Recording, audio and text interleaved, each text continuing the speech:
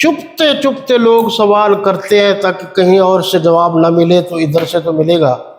مولانا شیر اسلام حق نواز جنگوی شہید رحمۃ اللہ علیہ کا موقف درست ثابت ہوا ہے یا نہیں؟ تو میں نے کہا آپ بتاؤ۔ جو انہوں نے کہا تھا وہ ہو بہو پوری دنیا میں اس طریقے سے تاریخ چل رہی ہے کہ نہیں؟ پوری دنیا کی بات کر رہا ہوں۔ اچھا پھر ایک اور سوال ہے، امتحانات تو آتے رہتے ہیں، ایک بندہ بتاؤ، ایک جو جنگوی شہید کا کارکن ہو، اس نے ماریں کھائی ہوں، جیلیں بھگتی ہوں، اس کا گھر برباد ہوا ہو، سب کچھ ہو گیا ہو، لیکن اس نے کہا ہو کہ شیعہ مسلمان ہے، ایک بتاؤ۔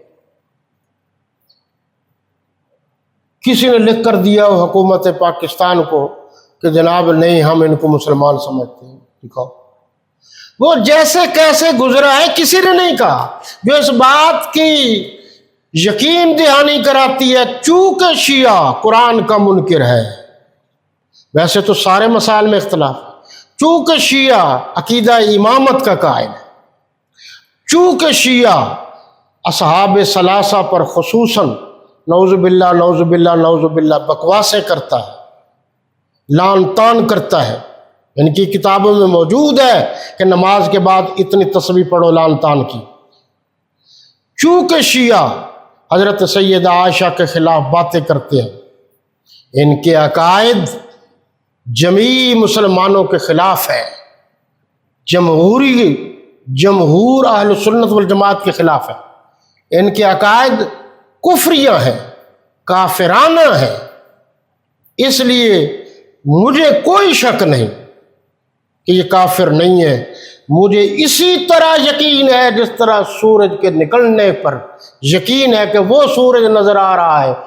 دلائل اور براہین کے انبار اتنے ہیں ہمارے پاس کہ ہم سمجھتے ہیں جس طرح سورج کو دیکھ کر دلیل کی ضرورت نہیں ہوتی، سیدھی بات ہے وہ نظر آ رہا ہے، ان کے کرتوت بتا رہے ہیں، کسی دلیل کی ضرورت نہیں، یہ ہے ہی کافر۔